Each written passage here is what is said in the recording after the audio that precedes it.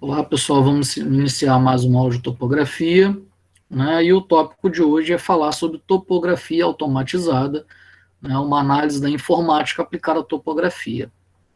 Então, nós vamos falar sobre os principais softwares utilizados, né, para essa ciência, e ao final nós vamos fazer, né, primeiro um entendimento sobre coordenadas topográficas e coordenadas UTM e vamos fazer uma aplicação de conversão, tá? Utilizando um link que eu disponibilizei de um site com um conversor automático de coordenadas, ok? Então vai ser uma aula bem bacana, bem interessante. Vamos lá, pessoal. Bom, a topografia automatizada só foi possível graças ao avanço tecnológico na eletrônica, na informática e nas telecomunicações. Bacana, o pessoal está chegando. E nas telecomunicações, permitindo o desenvolvimento de programas específicos de computadores e equipamentos eletrônicos utilizados no recebimento, no armazenamento e na transmissão de dados topográficos, facilitando e orientando a interface, né, com os usuários dessa ciência, dessa tecnologia. Benefício, pessoal.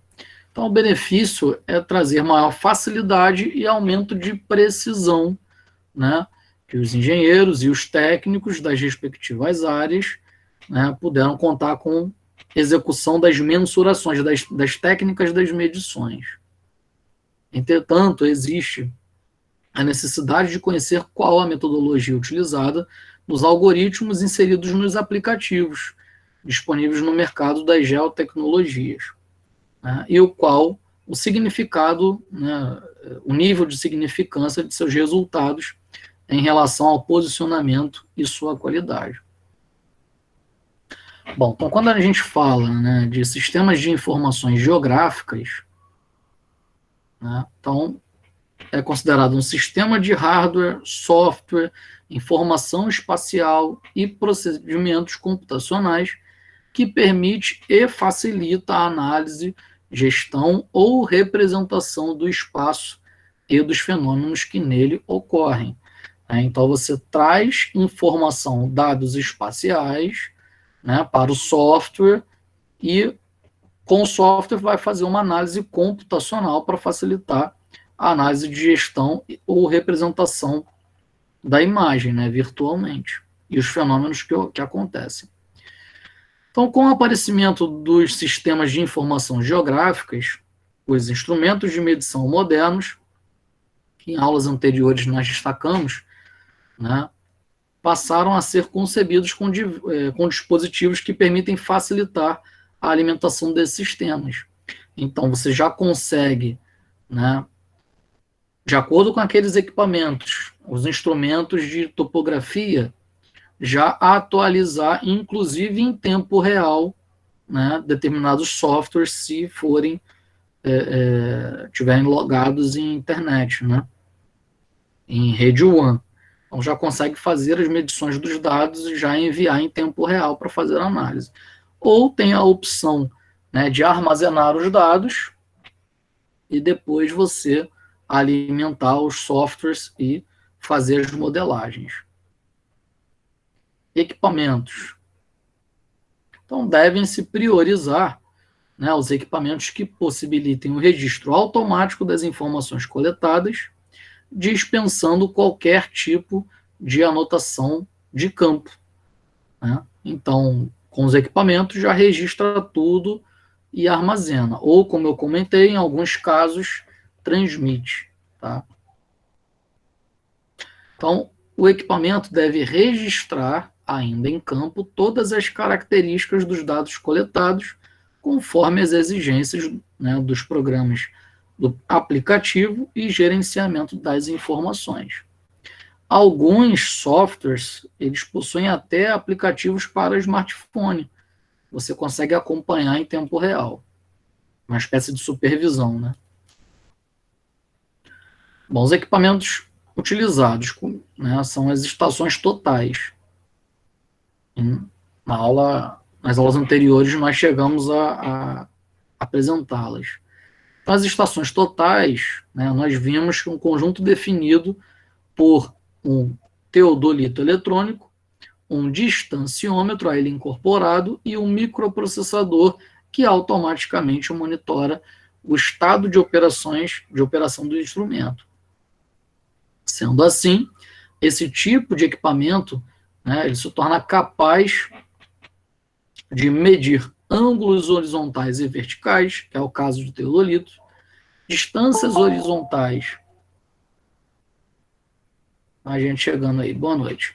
Distâncias horizontais, verticais e inclinadas, né, que é o caso dos distanciômetros, processar e mostrar ao operador uma série de outras informações, tais como condições de nivelamento do aparelho, número de pontos medidos, as coordenadas UTM, né, que traduzindo significa projeção transversa de mercator,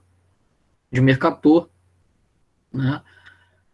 E aqui está em inglês, ó, universo transversa de mercator. Utiliza um sistema de coordenadas cartesianas bidimensional para dar localizações da superfície da Terra, né? Ou geográficas e a altitude do ponto, a altura do aparelho, a altura do bastão, entre outros. Então aqui está o exemplo do teodolito e do distanciômetro.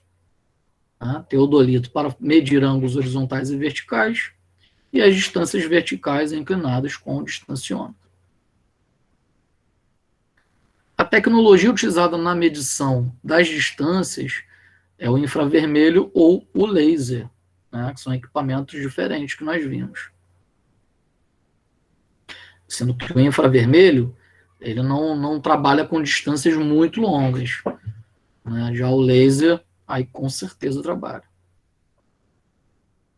Níveis, né, são os equipamentos que permitem definir com precisão um plano horizontal, ortogonal, né, a vertical, definida pelo eixo principal do equipamento.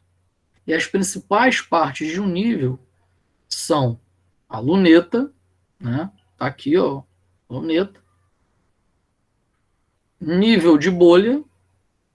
Olha aqui, ó, o nível de bolha. Mais conhecido, né? Sistema de compensação, no caso, para equipamentos automáticos.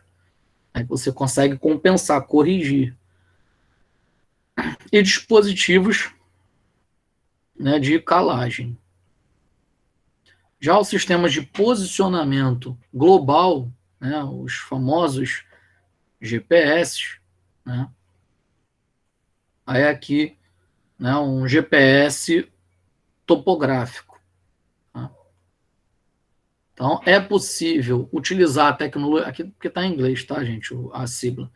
É possível utilizar a tecnologia de GPS para sondar e demarcar o solo de maneira precisa. Possibilita a demarcação de fronteiras, bem como a definição dos usos ambientais da área. E para estar em conformidade com as leis estaduais, federais e às vezes locais, qualquer projeto grande de levantamento topográfico precisa ser executado com o auxílio de um GPS. Né? Fotogrametria digital. Então, consiste em medir com precisão e determinar o tamanho da área, comprimento, volume, perímetro e as formas das feições cartográficas presentes em uma imagem, né, via satélite, bem como determinar com precisão suas coordenadas planialtimétricas, cuja propriedade é dar suporte para o processo de compilação de mapas e cartas cartográficas. Né? Então faz toda uma demarcação, tá vendo? A aerofotografia digital. Interpretativa já destina-se às medidas qualitativas, interpretações das feições cartográficas contidas na imagem, como, por exemplo, a identificação de uma cultura de soja ou de um tipo de solo. Né? Você consegue fazer a análise métrica e consegue fazer a descrição interpretativa, né, do que existe na imagem que você selecionou metricamente, né, e ir separando, aqui, essa área aqui, digamos, um exemplo, tá? Não é, mas um exemplo. Aqui é cultivação de soja. Essa área maior aqui é solo, aí especificação. É que até para determinado tipo de obra, por exemplo, você não pode fazer em qualquer solo, você tem que tratar o solo para fazer o tipo de obra. Determinado tipo de obra. Né? O AutoCAD ele é um programa utilizado na área também. Né? É importante gerar os desenhos e bases, né, para anteprojetos e projetos referentes à ocupação de uma superfície e diversas aplicações. Você consegue pegar a planta de uma determinada região e traçar todos os parâmetros, né, de projeto auxiliado pelo computador. Excel, né? Então, permite o cálculo das coordenadas plano retangulares, né, e da área de um levantamento tradicional da topografia, que é o levantamento planimétrico, né, por caminhamento perimétrico. Os dados de campo, né, levantados, que são inseridos na planta, são os ângulos internos, as distâncias e o azimute do alinhamento. Além dos dados, né, de campo, o usuário poderá fazer a verificação dos erros cometidos no levantamento topográfico através das entradas, das tolerâncias ao erro angular e ao erro linear em campos específicos. Tá?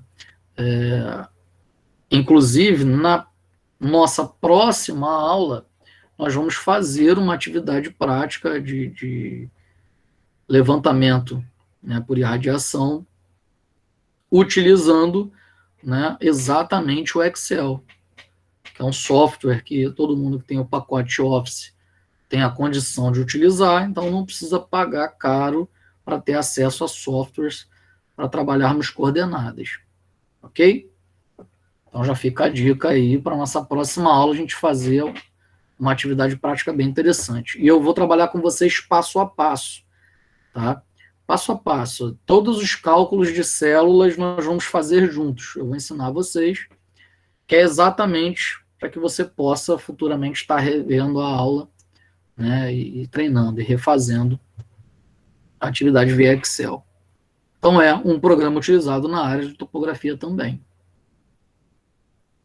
Tem o Topograph, né, que é um grupo de aplicações que se contemplam, que se complementam, né, e cujo objetivo principal é o de criar uma solução completa nos processos de coleta de dados topográficos e ou geográficos no campo. Ele vai preencher todos os dados aqui. Os dados que você traz, ele preenche, o restante calcula. De processamento, de armazenamento e de disponibilização desses dados para todas as etapas dos trabalhos de construção e mapeamento, passando pela transferência dos dados do campo ao escritório, né, a parte de análise, né, dos dados. O GeoOffice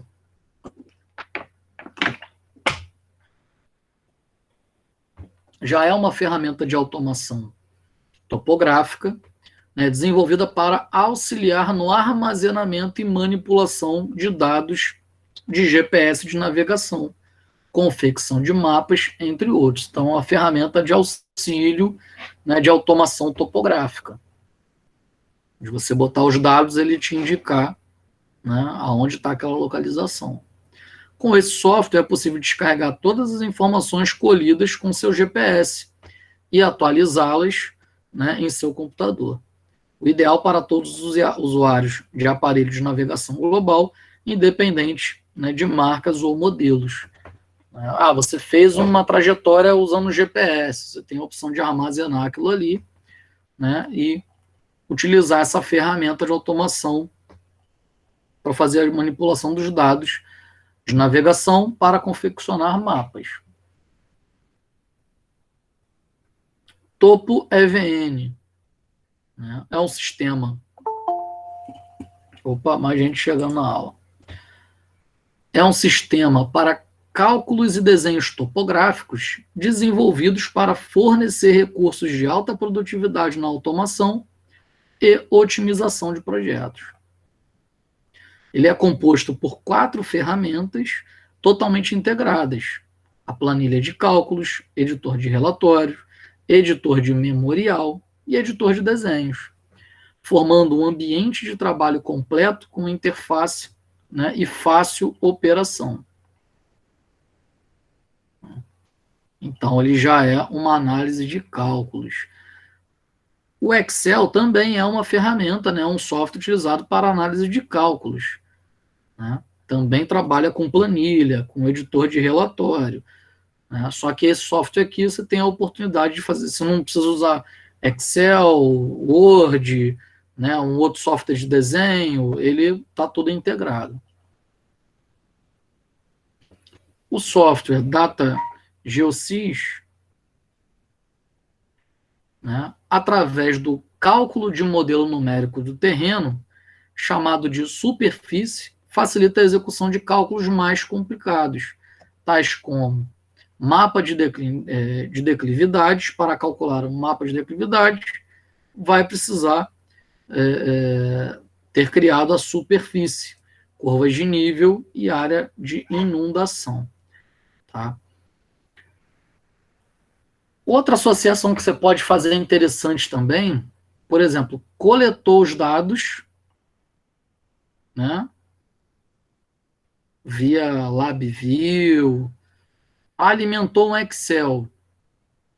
Você tem a oportunidade de abrir um software matemático, né, um software matemático chamado MATLAB, modelador matemático, capturar as informações do Excel, os dados que você gerou e salvou no Excel, e produzir gráficos bidimensionais e tridimensionais.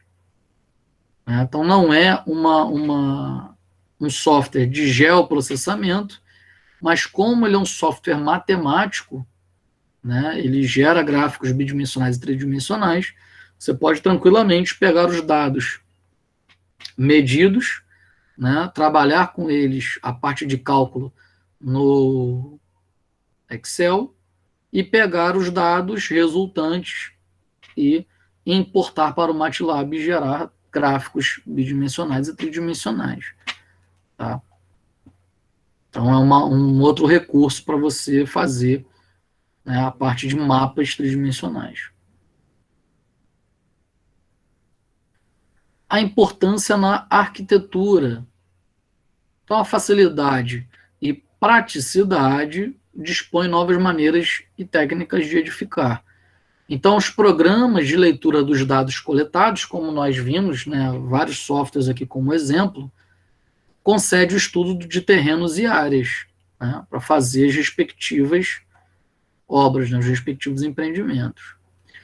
Sem visita a campo inicialmente, só pelo mapa topográfico, né, e usando os softwares tem a oportunidade de fazer todo o levantamento para a arquitetura desenvolver o projeto. Conhecimento, né, indica possível ser feita a implantação do projeto. E a topografia, né, indica, depois de sondagem prévia do terreno, como podem estar dispostas as fundações.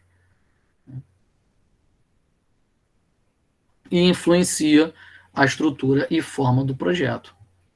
Ou seja, os softwares de informática para a topografia, eles dão total condição, né, de fazer toda a análise topográfica para que a arquitetura tenha condições de pegar os dados, as informações, né, e desenvolver o projeto, tá, influenciando a estrutura e, inclusive, a forma do projeto.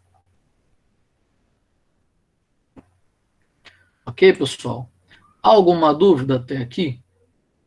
né? Eu trouxe para vocês a análise da informática aplicada à topografia e agora nós vamos, né, fazer uma comparação, entender um pouco sobre coordenadas topográficas e coordenadas UTM, para que a gente possa utilizar da informática aplicada para a topografia para fazer ensaios de conversão entre, né, essas coordenadas. Ok? Alguma dúvida, pessoal? A galera que está online aí.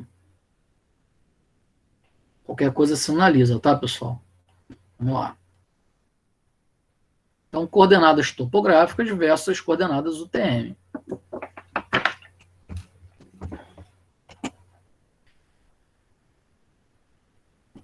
Em passado recente, a realização de levantamentos cadastrais, né, fossem de natureza urbana ou rural, envolvia apenas conhecimentos relativos à área da topografia,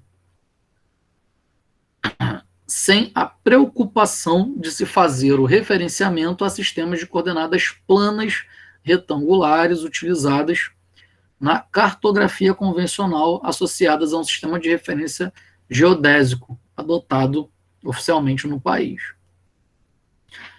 Todo o trabalho de topografia era referenciado a coordenadas arbitrárias. E o autor Azambuja, em sua publicação em 2007, apresenta diferentes justificativas para o uso dessas coordenadas arbitrárias. Então, vamos analisar, né, a forma, né, com que esse autor descreve. Então, conforme esse autor, a forma de trabalho se justifica, né, por coordenada arbitrada. Em parte pelo desconhecimento, mas também pela dificuldade de realizar transporte de coordenadas, né, de marcos de precisão, normalmente implantados em locais de difícil acesso, situados a consideráveis distâncias da região onde os trabalhos eram realizados, bem como a pequena escala normalmente adotada nas cartas convencionais disponíveis em nosso país. Como alternativa a esse procedimento de transporte de coordenadas, poderiam ser realizadas observações astronômicas para determinação aproximada de coordenadas geodésicas, técnicas estas desconhecidas por parcela significativa dos profissionais da topografia convencional.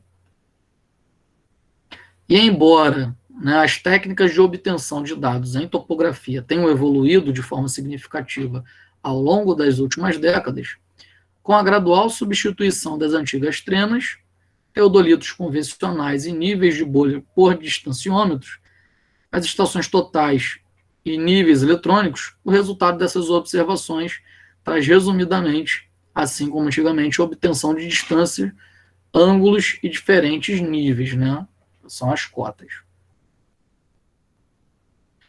No entanto, com o advento do GPS, surgiu a possibilidade de vinculação das medições topográficas com pontos obtidos por GPS, podendo obter, ao final do processo, pontos georreferenciados, normalmente em coordenadas UTM, vinculadas ao Sistema Geodésico Brasileiro. E, atualmente, né, o SRGAS 2000 e o SAD 69. Então, medições topográficas. De acordo, né, com a publicação de 2007, né, do autor Veiga e outros, esse et al. É uma sigla que tem mais pessoas nessa publicação, mas a pessoa principal é o Veiga. Então, as medições topográficas de ângulo e distâncias horizontais se referem a um plano topográfico local. Quando se realizam levantamentos topográficos convencionais, normalmente o produto final resulta na representação gráfica da área levantada em um sistema de coordenadas plano local, definido pelo executor, ou seja, um sistema de coordenadas local arbitrário. Sistema de referência.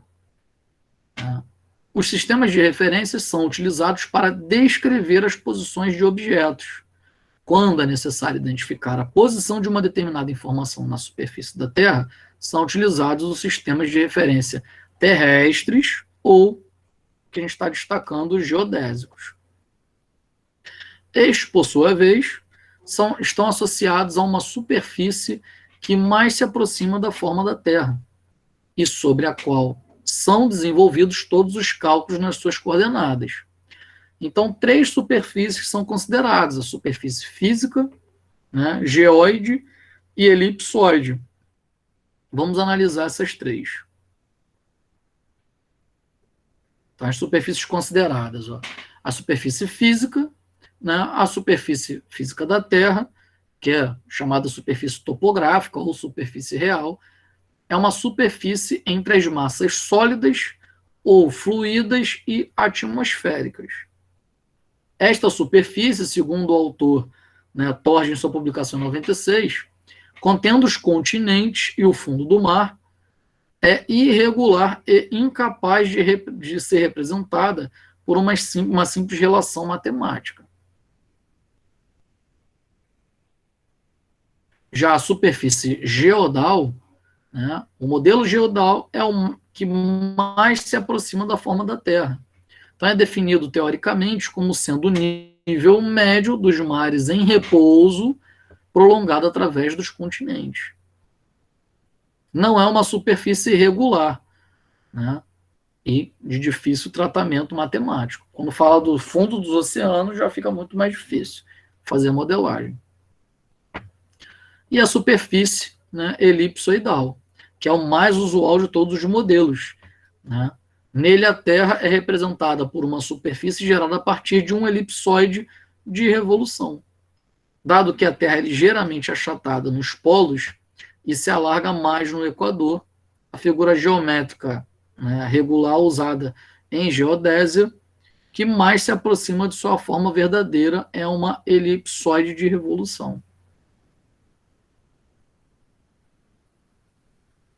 Sendo assim, as coordenadas geodésicas de um ponto sobre, né, o elipsoide ficam assim definidas, né? Então, vamos lá. Quando falamos da superfície física, trata, né, a parte do solo, dos continentes, do fundo do mar. Então é difícil modelagem matemática. Quando falamos, né, da superfície geodal, já trata o nível médio dos mares, né, prolongando através dos continentes. E elipsoidal, pegando a forma elipse de revolução do planeta Terra, que é o mais usual de todos os 3 modelos. Sendo assim, então, as coordenadas geodésicas de um ponto sobre elipsoide ficam assim definidas.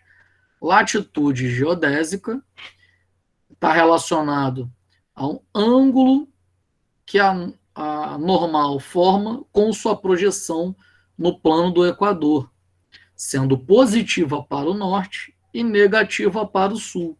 Tá? Então, essas informações, quando nós formos trabalhar com os dados, né, que nós vamos fazer a simulação de conversão, vai fazer sentido isso aqui. Então, latitude geodésica, ângulo que a normal forma com a sua projeção no plano do Equador, sendo positiva para o norte e negativa para o sul. Longitude geodésica, ângulo diedro formado pelo meridiano geodésico, né, de Greenwich, que é a origem, e o ponto P sendo positivo para leste e negativo para oeste. Tá? Então, quando a gente fala de, coloca latitude e longitude, né, a latitude está relacionada, né, positivo para o norte, negativo para o sul, com base no plano do Equador, e longitude relacionado ao ângulo diedro formado pelo meridiano, né, geodésico de Greenwich, que é a origem e o ponto que você está marcando, sendo positivo para leste e negativo para oeste. E segundo, né, o autor Veiga e outros, né, sua publicação de 2007, a normal é uma reta ortogonal ao elipsoide que passa pelo ponto P na superfície terrestre. Né? o ponto, né, de análise na superfície terrestre. Segundo a publicação do IBGE em 2013, em uma superfície esférica recebem o nome de coordenadas geodésicas, e uma superfície plana recebe a denominação da projeção às quais estão associadas, como, por exemplo, as coordenadas planas UTM.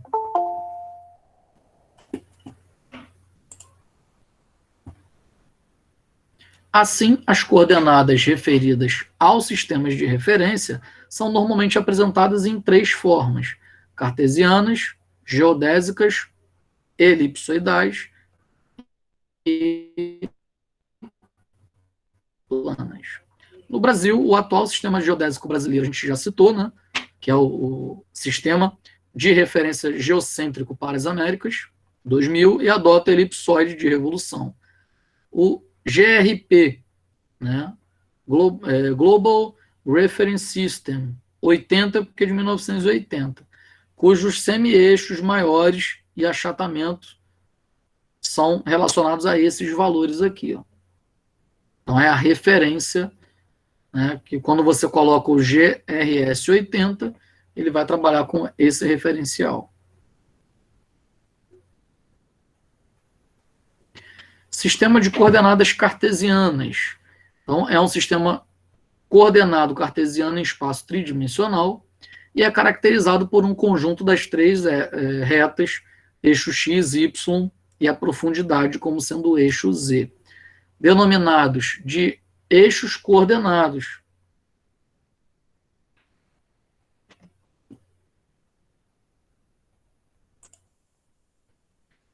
Só um momento que o Lucas mandou uma mensagem no chat.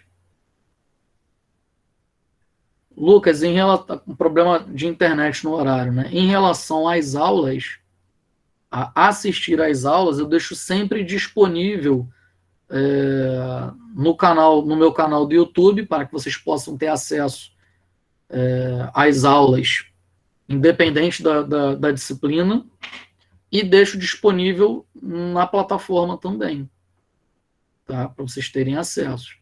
Pelo canal, você vai ter acesso por tempo indeterminado. Você se inscreve no canal lá que você vai ter acesso por tempo indeterminado, tá? Em relação à participação das aulas, comenta sempre com o pessoal que vai logar quando você tiver com dificuldade, tá? Que aí o pessoal vai me avisando. Ok? Hoje a gente vai fazer uma simulação ainda aqui.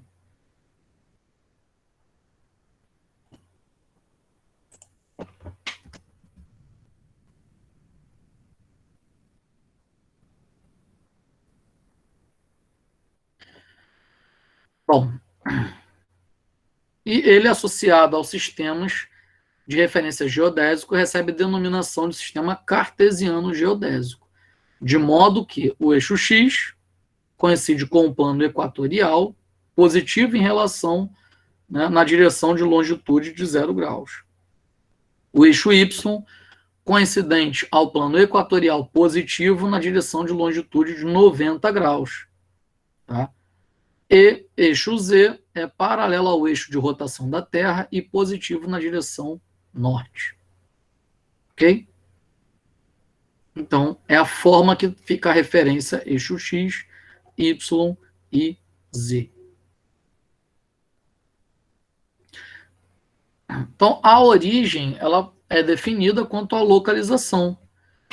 Se está localizada no centro de massa da Terra, chamado geocentro, as coordenadas são denominadas de geocêntrica, usualmente utilizados no posicionamento a satélite, como é o caso do WGS 84, né, o Cisgard 2000 e o SAD 69.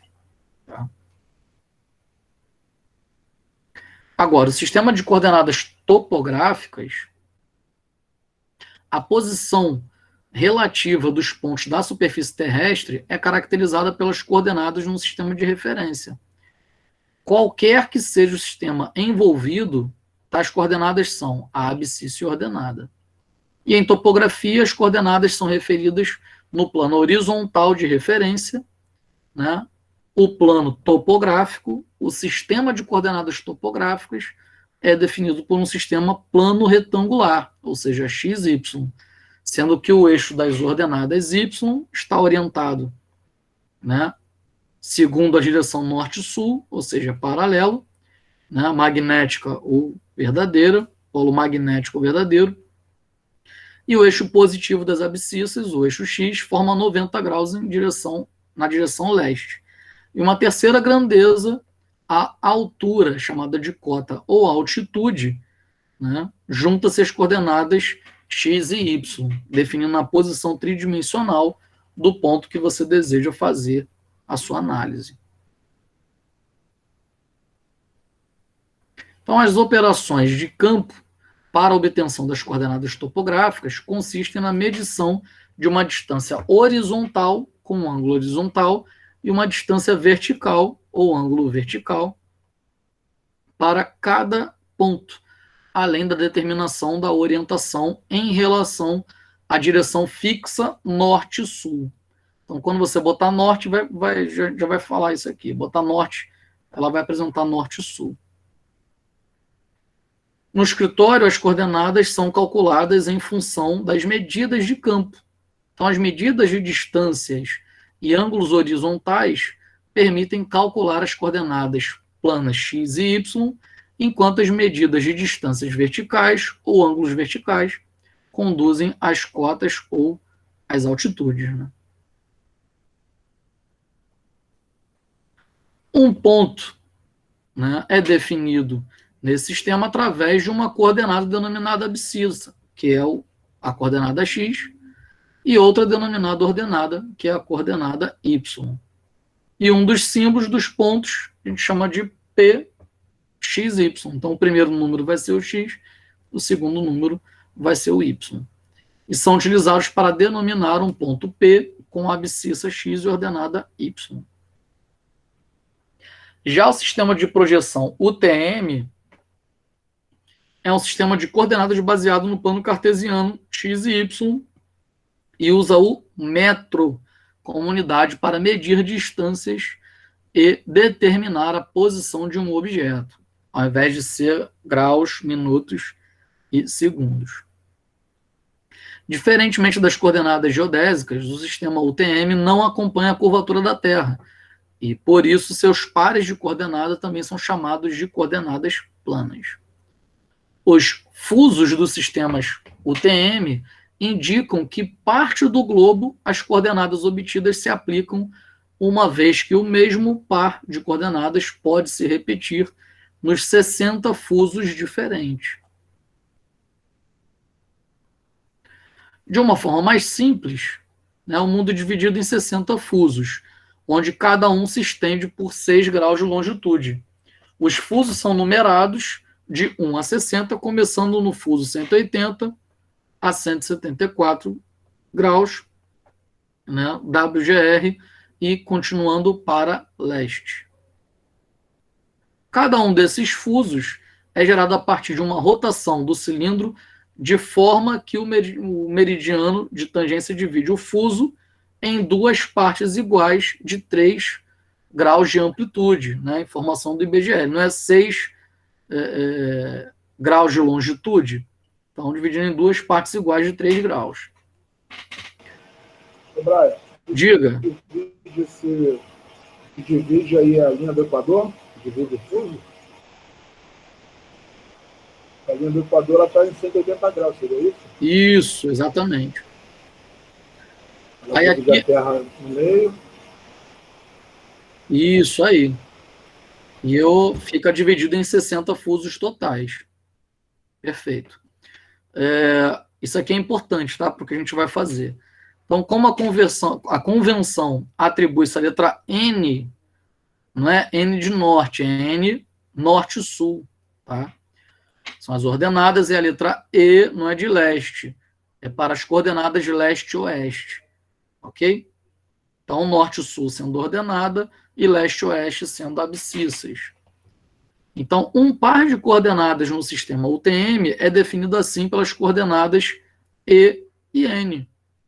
E, abscissa leste-oeste, e N, ordenada norte-sul. Tá?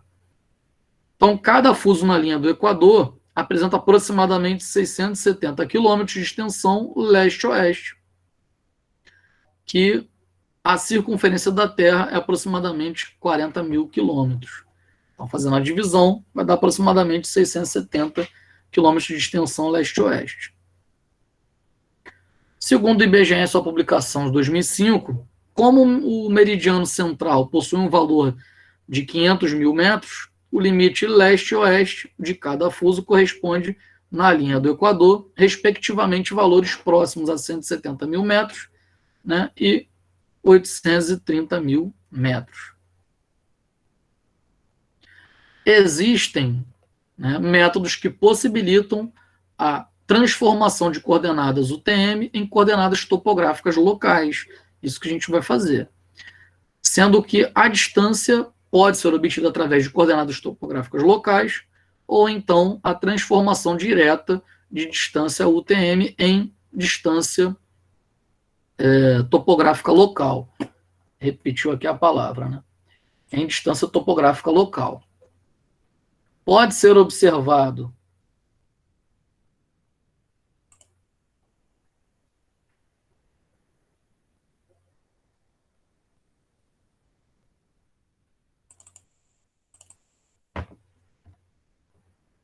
pronto, corrigir.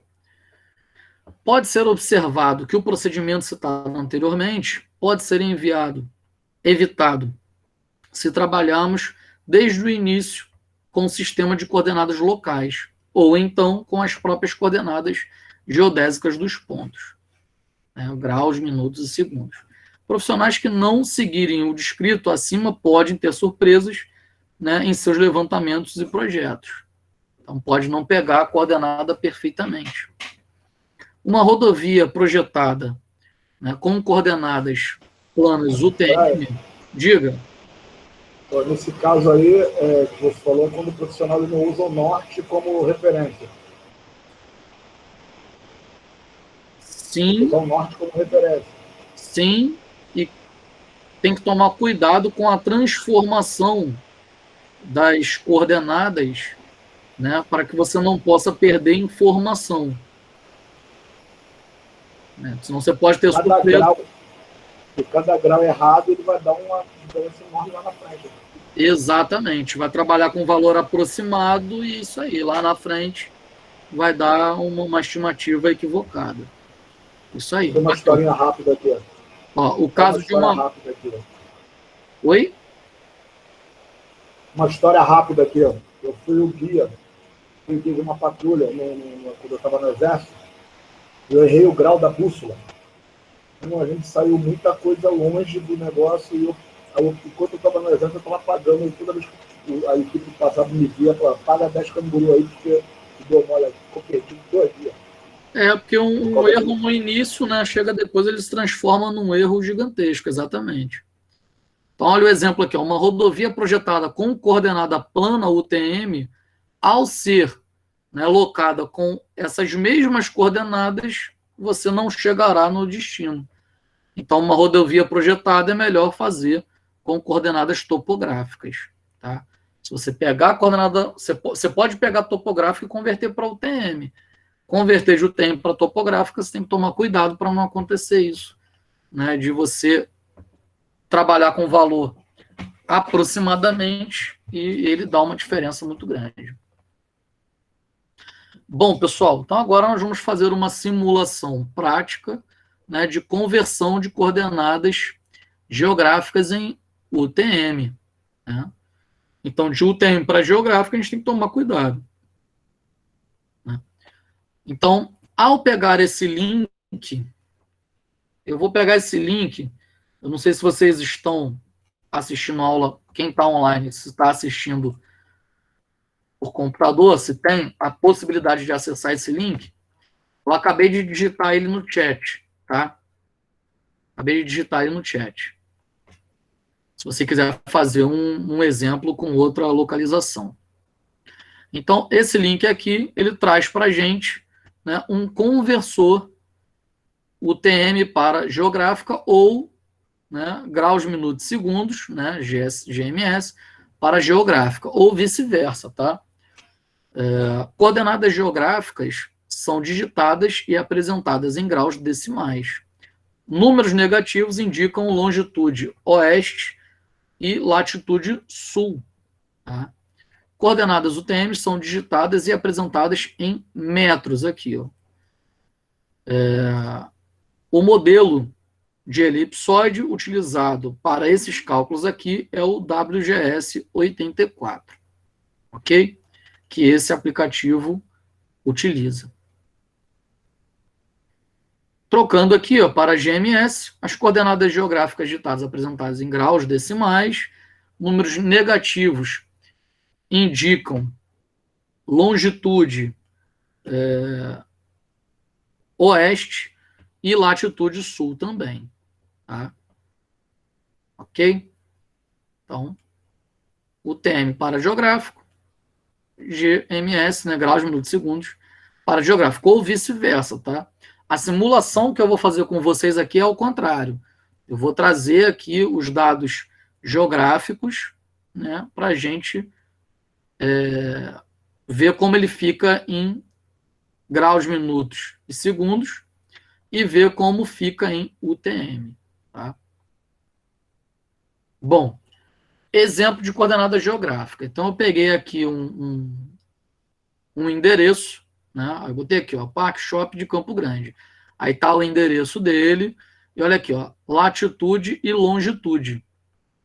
Então, vamos converter para coordenadas geográficas UTM primeiro. Então, vou pegar latitude e longitude e vou jogar nesse link. Eu vou trazer o link para cá,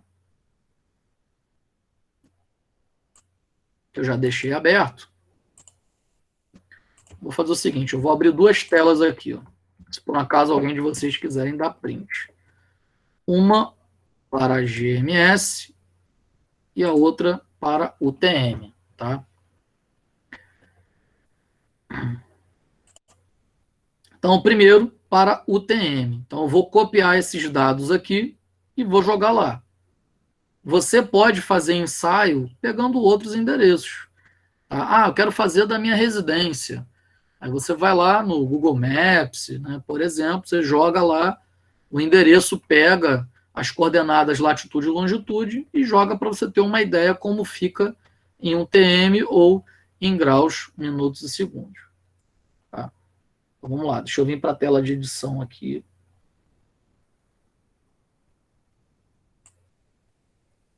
Deixa eu aumentar um pouquinho.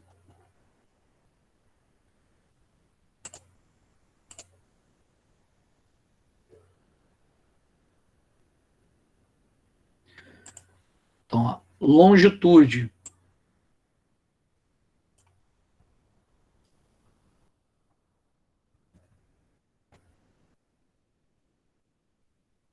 Latitude. Números negativos indicam longitude oeste, latitude sul. Tá? Então, vou clicar aqui ó, para enviar esses dados para converter para UTM e mostrar o fuso. Oi, diga. A longitude negativa é sempre oeste? Sim. Latitude é sempre sul? Isso. Negativo. Então, ó, ao clicar aqui, ó, ele apresenta os dados em metros, em UTM, e o fuso 23. Então, para não copiar e jogar aqui no slide, eu vou dar um print de tela.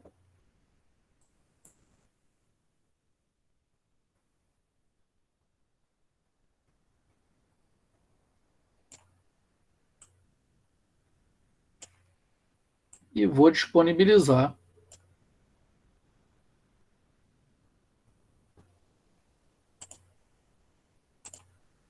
Aqui, ó. Ok? Então, vai estar disponível o link para você acessar e os dados que eu utilizei para esse ensaio. Agora, para GMS, vamos voltar aqui, ó. Eu abri outra tela, outra aba, e cliquei aqui em GMS. Então, longitude, vou dar Ctrl+C, Ctrl+V, latitude, Ctrl+C, Ctrl+V. Tá? Para GMS, ele limita, tá? Repara, olha a diferença do longitude, ó. Ele limita esses valores, ele faz uma regra de arredondamento, tá? Já que ele vai converter para graus, minutos e segundos. Então, ó, quando mandar aqui, tá vendo? Graus, minutos e segundos. Aqui ele está assim por causa do zoom que eu dei na tela. Tá vendo? Graus, minutos e segundos. Então, ele faz uma conversão direta de acordo, né, com esse padrão aqui. Então, vou dar um print.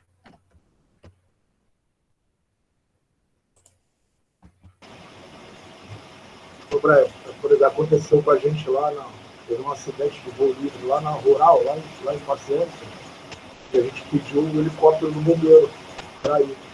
E a informação que tinha que dar para eles era em grau, era em latitude e longitude do local. Tinha que passar para eles dessa forma, não podia ser o endereço. Ah, Rua Estrada Santa Eugênia.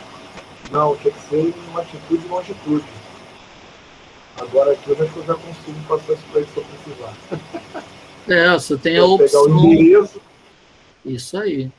Aí fala latitude e longitude, mas em GMS geográfica, em graus decimais, em GMS, em UTM, como é que eles querem?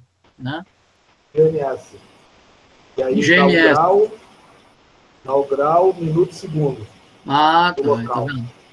Aí se você joga na internet e te dá a coordenada geográfica, é porque eu tirei aqui da tela o ensaio que eu fiz para pegar. E você jogar na internet, ele te dá essa... Peraí. E ele te dá essa coordenada aqui geográfica, ele converte, ou você converte e repassa em GMS. Eu acredito que o computador de bordo do helicóptero, ele deve converter e marcar o tempo de voo em relação às coordenadas. Né? Aí ele vai dar o direcionamento para o piloto, aonde ele tem que ir em número e grau, minuto e segundo. E segundo, né? Da localização. Eu acredito que seja isso, né? Eu não sei navegação, mas é possível que já faça esse cálculo aqui. Ou se ele já pedir em GMS e você jogar pelo smartphone e pegar a coordenada geográfica, aí você, por esse link, por exemplo, você converte e repassa. Tá? Acabamos de fazer... A gente consegue na internet, igual você botou o endereço do shopping aí, ele te dá a coordenada geográfica, né? Isso aí. Foi exatamente o que aconteceu. Mas para o voo, eu acredito que seja em GMS. Que é a coordenada global, né? Isso aí. Aí você tem condição de fazer a conversão, tá? Então tá aqui o aplicativo, direto pelo link. Trouxe um exemplo aqui, ó. Joguei o endereço, ele me deu... Joguei o empreendimento, no caso, ele me deu endereço, latitude e longitude, no mapa direto, aproximei o mousezinho lá, ele me deu, copiei, colei, né? E fizemos a conversão, né, de coordenada geográfica para UTM e coordenada geográfica para GMS. Ok, pessoal? Bom, conclusão. Medições topográficas se referem a um plano topográfico local. Pontos levantados por GPS se referem a um sistema de coordenadas cartesiano geocêntrico, que podem, obviamente, ser convertido para coordenadas geodésicas ou UTM, como nós fizemos. Assim, integrar os dois sistemas significa ou trazer os pontos do GPS para um sistema local ou para medições topográficas para um plano UTM, né? Visto que cabe ainda ressaltar que existe a opção de se realizar o transporte de coordenadas geodésicos, o que a gente não falou nessa aula.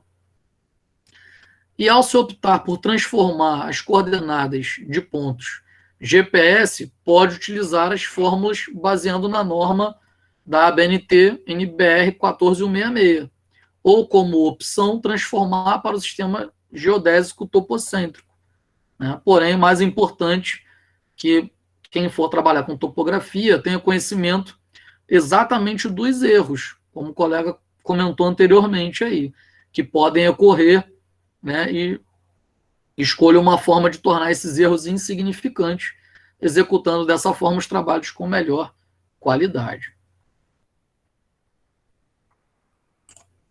Bom, pessoal, a gente encerrou o tópico.